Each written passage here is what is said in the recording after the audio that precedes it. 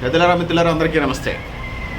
తెలంగాణ శాసనసభలో BC bill, స్థానిక సంస్థల్లో 42% రిజర్వేషన్లు, అదేవిధంగా విద్యా ఉద్యోగాల్లో గతంలో ఉన్నటువంటి కేంద్ర ప్రభుత్వం ఇచ్చినటువంటి మార్గదర్శకాలు ఏదైతే 27% రిజర్వేషన్ని 42% అమలు చేస్తూ ఉన్నానికి సంబంధించి ఇప్పటికే బీసీలకు సంబంధించి ఆ బీసీ బిల్ని తెలంగాణలో ఉన్నటువంటి కాంగ్రెస్ పార్టీ దాన్ని సకల కుల జనగణన జరిగింది. సరే, లెక్కలు అవి తప్పులా ఒప్పులు ఏదో ఒకటి ఉన్నాయండి. మళ్ళీ 2021లో జరగాల్సినటువంటి జనాభా లెక్కలు ఒకటి ఉన్నాయి. దాంతోపాటు మళ్ళీ ఎవరో లెక్కలు చేస్తూ ఉంటారు. అది తప్ప ఒప్పు అనేది కాలం తెలిసింది. కానీ ఉన్నదాన్ని మాత్రం చెడగొట్టాల్సి సిద్ధం లేదు. 100కి 56% ఉన్నారని చెప్పేసి సకల కుల జనగణన సర్వే చెప్తా ఉంది. అందులో కనీసం 34% రిజర్వేషన్లు కూడా అమలు చేయకుండా గత ప్రభుత్వాలు బీఆర్ఎస్ పార్టీ 2000 సర్పంచులు, 2000 ఎంపీటీసీలు, 3000 వార్డు మెంబర్లు, కార్పొరేటర్ కౌన్సిల్ పోస్టులు అంటే సుమారుగా 7000 నష్టపోయింది గత ప్రభుత్వ కాలంలో, గత 10 ఏళ్లలో. సో ఇప్పుడు దాని కాంగ్రెస్ పార్టీ ఇక అయిపోయిన పెళ్లికి మేళాలు ఎందుకు, ఇప్పుడు కాంగ్రెస్ పార్టీ 42% క్యాబినెట్ తీర్మానం ఇప్పటికే చేసింది. శాసనసభలో, చట్టసభలో దాన్ని ఇప్పటికే దాన్ని అమలు చేస్తే అటున్నటువంటి ప్రతిపక్ష పార్టీలుగా ప్రధానమైనటువంటి భాగస్వాములుగా ఉన్నటువంటి బీఆర్ఎస్ పార్టీ, ఇటు బీజేపీ పార్టీ ఇప్పటికే దానికి మద్దతు తెలియడం వల్ల ఆ బిల్లు శాసనసభలో తీర్మానం చేసి పార్లమెంట్కి పంపే ప్రయత్నం జరుగుతూ ఉంది. ఈ సందర్భంలో బీఆర్ఎస్ పార్టీ, భారతీయ రాష్ట్ర సమితి పార్టీకి సంబంధించినటువంటి లెక్కలు డొక్కలు ఏదో చెప్తా ఉన్నారు వాళ్ళు మద్దతు ఇవ్వరని. ముందు మీరు ఒక పెళ్లి జరుగుతూ ఉంది, పెళ్లి కూతురింటి దగ్గర భోజనాలు పిలిస్తే భోజనాలు చేసినాం, పెళ్లి కొడుకు పెట్టడం అనేది సెకండరీ. ముందు మీరైతే తీర్మానం చేసి పంపించండి అనేది ఈ సందర్భంగా చేస్తూ, సో ఉన్నటువంటి ఈ బీసీ బిల్లుకి మద్దతు ఇచ్చినటువంటి అన్ని రాజకీయ పార్టీలకు సంబంధించి వామపక్ష పార్టీలు, బీఆర్ఎస్ పార్టీ, బీజేపీ పార్టీ, అదేవిధంగా కాంగ్రెస్ పార్టీ, ఎంఐఎం, శాసనసభలో మద్దతు ఇచ్చినటువంటి అన్ని రాజకీయ పార్టీలకి ఈ సందర్భంగా నమస్కారాలు తెలియజేస్తూ ఉన్నాం. సో ఇప్పటికీ స్థానిక సంస్థల్లో 42% రిజర్వేషన్ రావడం వల్ల తెలంగాణలో ఉన్నటువంటి బీసీ బిడ్డలు ఎవరైతే ఉన్నారో వాళ్ళకు ఉపయోగం జరుగుతుంది. ఇది స్థానిక సంస్థలు, సర్పంచులు, ఎంపీటీసీలు, వార్డు మెంబర్లు, వార్డు కౌన్సిలర్లు, కార్పొరేటర్లకు సంబంధించిన అంశమే కాకుండా విద్యా ఉద్యోగాల్లో కూడా 27% రిజర్వేషన్, ఇది 42% రిజర్వేషన్ పెట్టారు. మేము ఉంది 56, మేమెంతో మాకంత ఓటు అడుగుతుంది. 5 దశాబ్దాల కల బీసీలకు సంబంధించింది. సో అందుకోసం దీన్ని స్వాగతిస్తూ ఉన్నాం. సో దీన్ని పార్లమెంట్ స్థాయిలో కూడా, జాతీయ స్థాయిలో కూడా దీన్ని అమలు చేయడం ద్వారా ఈ దేశంలో 5000 నుంచి 7000 కులాలు ఉన్నాయి. మరి 5000 నుంచి 7000 కులాలు అంటే ఈనాడికి వార్డు నెంబర్ ఎంత, వార్డు నెంబర్ విసాది ఎంత. కానీ ఈ రోజుకి కూడా వార్డు నెంబరు తెలంగాణ రాష్ట్రంలో 146 బీసీ కులాలు ఉంటే కనీసం 80 బీసీ కులాలు ఈ రోజుకి కూడా గ్రామ పంచాయతీలో వార్డు నెంబర్ గాల, వార్డు నెంబర్ ఎంత, వార్డు నెంబర్ విసాది ఎంత. 500 ఓట్లుంటే ఒక గ్రామ పంచాయతీ చేశారు. 500 ఓట్లకి ఒక గ్రామ పంచాయతీ చేస్తే 10 వార్డులు అనుకుంటే 10,50,500 ఓట్లు. ఈ 50 ఓట్లలో 25 ఓట్లు వస్తే వార్డు నెంబర్ అవుతారు. కానీ తెలంగాణ సమాజంలో ఇప్పటికీ కూడా కనీసం వార్డు నెంబర్ కాని కులాలు 25 కోట్లంతా, 25 కోట్ల బిసాది ఎంత. ఇప్పటికీ వార్డు నెంబర్ కాని కులాలు 146 కులాల్లో సుమారుగా 80 కులాలు ఈ రోజుకి స్వాతంత్రం వచ్చి 78 ఏళ్ళైనా వార్డు నెంబర్ కాలేదు. ఈ బిల్లుని మేము స్వాగతిస్తూ ఉన్నాం. మీరు 56 కదా, 42కి ఎందుకు అంగీకరిస్తున్నారని కొన్ని రాజకీయ పార్టీలు అడుగుతూ ఉన్నాయి. ముందు 42 అమలు కానివ్వండి, 27 కూడా మీరు 90 దాకా, 88, 90 దాకా, 90 దశకం దాకా మీరు అమలు చేయలేదు కదా. ఇప్పుడు 42 అయితే మా 56 మేము తీసుకుంటాం. మా 56 వస్తే మేము మేమే రోడ్డుకాడ కూడు లాక్కొనే మేము తినాం. ఓసీ, బీసీ, ఎస్సీ, ఎస్టీ 5,000 నుంచి 7,000 కులాలు ఉన్నాయి భారతీయ సమాజంలో. ఇందులో ఎవరి జనాభా ఎంత ఉంటే అంత తీసుకోమని అడుగుతూ ఉన్నాం. ఓసీ, బీసీ, ఎస్సీ, ఎస్టీ భారత రాజ్యాంగం 4 కులాలు చేసింది. ఈ 4 ప్రకారం జనాభా దామాషా ప్రకారం వెళ్ళాలి. స్థానిక సంస్థల్లో కానీ విద్యా ఉద్యోగాలు, ఇప్పటికే విద్యా ఉద్యోగాల్లో BCA, BCB, BCC, BCD, BCA చేస్తూ ఉన్నారు. క్రిస్టియన్స్ బీసీసీగా ఉన్నారు, బీసీఈగా ముస్లిమ్స్ ఉన్నారు. అందరినీ మాలోనే మెర్జ్ చేసుకొని ఉన్నాం.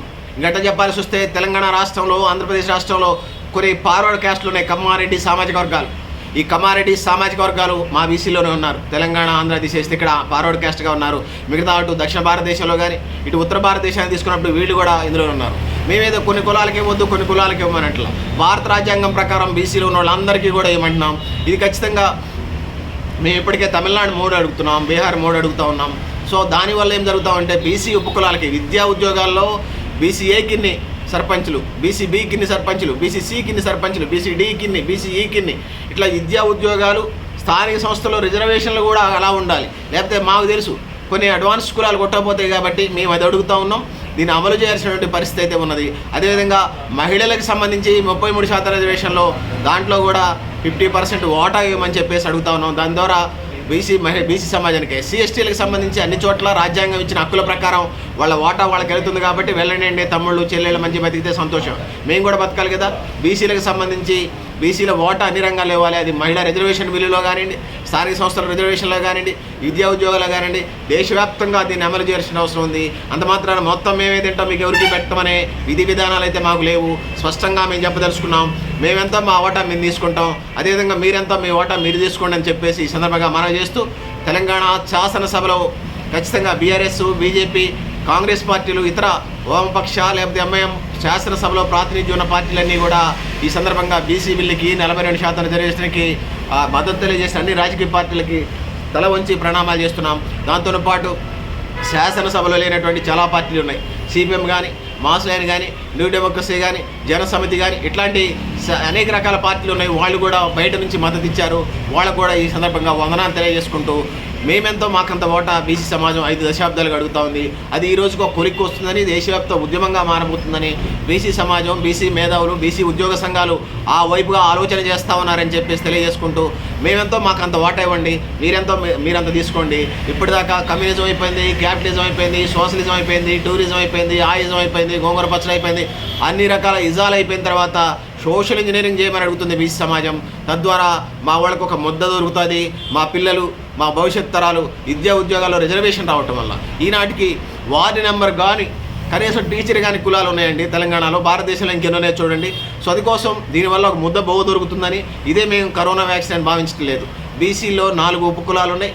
బీసీలు అడ్వాన్స్ బీసీలు ఉన్నారు, మాలాంటి చాకలి మంగళ ఎంబీసీలు ఉన్నారు, అర్ధ సంచార బీసీలు ఉన్నారు, సంచార బీసీలు ఉన్నారు. వీళ్ళని ప్రత్యేక ప్రాతిపదిక విద్యా ఉద్యోగాల్లో ఎట్లయితే రిజర్వేషన్స్ ఇస్తూ ఉన్నారో అట్లనే అడ్వాన్స్ బీసీలు, ఎంబీసీలు, సంచార బీసీలు, అర్ధ సంచార బీసీలు, సంచార బీసీలు ఆ విధంగా బీసీలకి విద్యా ఉద్యోగాల్లో అమలు ఎట్లయితే రిజర్వేషన్స్ అమలు చేస్తున్నారో మిగిలిన వాటిలలో కూడా రిజర్వేషన్ అమలు చేయడం వల్ల ఈ దేశంలో ముందుకు పోవడానికి ఆస్కారం ఉంటుంది. డాక్టర్ బిఆర్ అంబేద్కర్ రాజ్యాంగ నిర్మాత అన్న మాటల ప్రకారం సర్వరోగ వారిని మాస్టర్కి రాజ్యాధికారం అంటాడు. ఆ వైపుగా ఈ జాతులను మేల్కొల్పడం ద్వారా చీకటిలో బతుకుతున్నటువంటి, పేదరికంలో, అవిద్యలో, నిరక్షరాస్యతలో, వెనకబాటుతనంలో బతుకుతున్నటువంటి బీసీ ఉపకులాలు అంటే చెప్పాల్సి వస్తే ఎస్సీ ఉపకులాలు, ఎస్టీ ఉపకులాలు, ఆదివాసీ కులాలు, అదేవిధంగా ఓసీలో ఉన్నటువంటి అట్టడుగు వర్గాలకు సంబంధించి అందరికీ ప్రాతినిధ్యం కావాలని చెప్పేసి బీసీ సమాజం భావిస్తూ ఉంది. భవిష్యత్తులో ఆ విధంగా ముందుకెళ్లే ప్రయత్నం అయితే చేస్తాం. సో దానికి సంబంధించి ఇప్పటికే మేము మేనిఫెస్టో పెట్టాం. మా మేనిఫెస్టో మేము బీసీ వస్తే మీకు ఎజెండా లేదు కదా అంటున్నారు. మేము ఎప్పుడు ఎజెండా పెట్టాం, మా పెద్దలు ఎప్పుడు ఎజెండా పెట్టారు. నేను కూడా చెప్పాను, నేను వీడియోస్లో తినడానికి తిండి, ఉండడానికి ఇల్లు, ఉండడానికి ఇల్లు, కట్టుకోవడానికి బట్ట, చదువుకోవడానికి విద్య, రోగం వస్తే ఉచిత వైద్యం, అదేవిధంగా ఉపాధి, ఉద్యోగం, అదేవిధంగా రాజ్యాధికారంలో ఓటా, జనాభా దామాషా ప్రకారం ఎవరెంత ఉన్నారో వాళ్ళకంత ఓటా ఇచ్చే ప్రయత్నం చేస్తాం. అసైన్డ్ భూములు, ప్రభుత్వ భూములన్నింటినీ పంచే ప్రయత్నం చేస్తాం. ముఖ్యంగా ప్రజలందరినీ పేదరికం నుంచి బయటికి తీసుకొచ్చే ప్రయత్నం చేస్తాం. సో అది తమిళనాడు మోడ్ కంటే లేకపోతే బీహార్ మోడ్ కంటే ఇంకా అభివృద్ధి చెందినటువంటి జాతుల యొక్క ప్రయోజనాలలాగా ఈ దేశ ప్రయోజనాలకి బీసీ సమాజం ఏదైతే ఉన్నదో అన్ని వర్గాల ప్రయోజనాల కోసం ఎందుకంటే బెటర్మెంట్గా ఈ అన్ని వర్గాలకి తగిన ప్రాతినిధ్యం ఎవరి జనాభా ఎంత ఉందో అంత ఇదిగా ఈ దేశ ప్రజలందరికీ సంపదను సృష్టిస్తూ ఉన్నారు. $5 ట్రిలియన్ అంటున్నారు నరేంద్ర మోడీ గారు. ఇప్పటికి $3.94 ట్రిలియన్ ఈ దేశ సంపద సృష్టించబడతా ఉంది. ఇదంతా భూమి పుట్టినప్పుడు దగ్గర నుంచి ఇప్పటిదాకా బీసీ సమాజం ఇది చేస్తూ వస్తూ ఉంది. సో సంపద సృష్టి చేస్తూ ఉన్నారు బీసీ సమాజం. సో సంపద పంపిణీ జరగట్లా. ఈ సందర్భం నుంచి మేమెంతో మాకంత వాటా ఏమని చెప్పేసి బీసీ సమాజం కోరుతూ ఉంది, అడుగుతూ ఉంది, డిమాండ్ చేస్తూ ఉంది. సో బెటర్మెంట్ సమాజం కోసం మేమెంతో మాకంత వాటా, ఓసీలు ఎంత ఉన్నారో ఓసీల వాళ్ళ వాటా అంతా తీసుకోండి. ఎస్సీ ఎస్టీలు ఆల్రెడీ వాళ్ళ రాజ్యాధికారం ప్రకారం వాటిల వాటా వాళ్ళకి వస్తుంది. బీసీలకు సంబంధించి 100కి 56% రాష్ట్రంలో ఉన్నాం, 100కి 52% తెలంగాణ దేశవ్యాప్తంగా ఉన్న 29 రాష్ట్రాలు, 8 కేంద్రపాలిత ప్రాంతాల్లో, 9 కేంద్రపాలిత ప్రాంతాల్లో. అందుకోసం జనాభా దామాషా ప్రకారం ఎవరంటుంటే అంత ఇవ్వమని చెప్పేసి ఈ దేశాభివృద్ధి బీసీల అభివృద్ధి ఈ దేశాభివృద్ధి అనే ఒక పెద్ద ఆయన మాటల్ని నిజం చేస్తూ ఆ వైపుగా అడుగులేస్తూ పేదరికంలో, అవిద్యలో, నిరక్షరాస్యతలో మగ్గుతున్నటువంటి బీసీ సమాజాన్ని, బహుజన సమాజాన్ని, ఓసీలో ఉన్నటువంటి అట్టడుగు వర్గాలను కూడా బయటికి తీసుకొచ్చి ఈ దేశ నిజ నిర్మాణం ఈ దేశ నవనిర్మాణం కోసం, ఈ రాష్ట్ర నవనిర్మాణం కోసం బీసీ సమాజం, బీసీ ఇంటలెక్చువల్ ఫోరం, బీసీ మేధావులు, బీసీ విద్యార్థి ఉద్యోగ సంఘాలు పనిచేస్తున్నాయి, బీసీ సమాజం మొత్తం పనిచేస్తుంది. ఆ వైపుగా అడుగులు పడాలని కోరుకుంటా ఉన్నాం. సో ఆ వైపుగా ముందుకెళ్ళాలని భావిస్తూ ఉన్నాం. సో మేమెంతో మాకంత ఓటర్ రావాలి. ఈ దేశ అభివృద్ధి బీసీల అభివృద్ధి, బీసీల అభివృద్ధి ఈ దేశ అభివృద్ధి. మేము అది దానికి కట్టుబడి ఉన్నాం. బెటర్మెంట్, ఈ దేశ ప్రయోజనాల కోసం బెటర్మెంట్, ఇప్పుడున్నటువంటి ఎజెండాతో పాటు, ఇప్పుడున్న మేనిఫెస్టోతో పాటు మరిన్ని ఎజెండాలు ఈ దేశంలో ఉన్నటువంటి అట్టడుగు వర్గాలు, స్వతంత్ర ఫలాలు, స్వతంత్రం వచ్చి 78 సంవత్సరాలైన ఈ రోజుకి సంపద సృష్టి జరిగిన $5 ట్రిలియన్ ప్రపంచంలో టాప్ 3 ఎకానమీకి వెళ్తామని చెప్పి సాక్షాత్తు భారత ప్రధాని నరేంద్ర మోడీ చెప్తున్నటువంటి క్రమంలో ఆ $5 ట్రిలియన్ ఎకానమీ సంపద సృష్టి, సంపద పంపిణీ జరగాల. $5 ట్రిలియన్ పంపిణీ సంపద పన్నులు కట్టేది మేము, పన్నులంతా బీసీ సమాజమే కడుతుంది. లెక్కలు తీయండి, మీ లెక్కల ప్రకారమే చెప్తున్నాం. మేమున్న వేదికలే కాదు. అందుకోసం సోదరులారా, సోదరిమణులారా, ఈరోజు ఒక శుభవార్త తెలంగాణ సమాజం నుంచి మాకు వినపడ్డది. చాలా సంతోషంగా అనిపించింది. సో దేశవ్యాప్తంగా ఇట్లా ఎవరి జనాభా ఎంత ఉంటే వాళ్ళకి అంత అందాలి. అనేక విధి విధానాలు ఏదైతే ఉన్నాయో దానివల్ల భవిష్యత్తులో వాళ్ళ అవసరాలు కూడా ఉంటాయి. కాబట్టి వాళ్ళతో కూడా వామపక్షాలు, ఎర్రజెండాలతో మాకే శత్రుత్వం లేదు. వాళ్ళు మా బంధువులే. ఇతర బీజేపీ లేకపోతే బీఆర్ఎస్ పార్టీ వాళ్ళు కూడా మాకేమీ శత్రువులు కాదు. వాళ్ళు కూడా దూరపు చుట్టాలు, దగ్గర చుట్టాలు అయి ఉంటారు. సో అందుకోసం ఈ దేశ ప్రయోజనాలు, సంపూర్ణ ప్రయోజనాలు, ఇదే సమగ్ర అభివృద్ధి, సంతులిత అభివృద్ధిని మేము కోరుతా ఉన్నాం.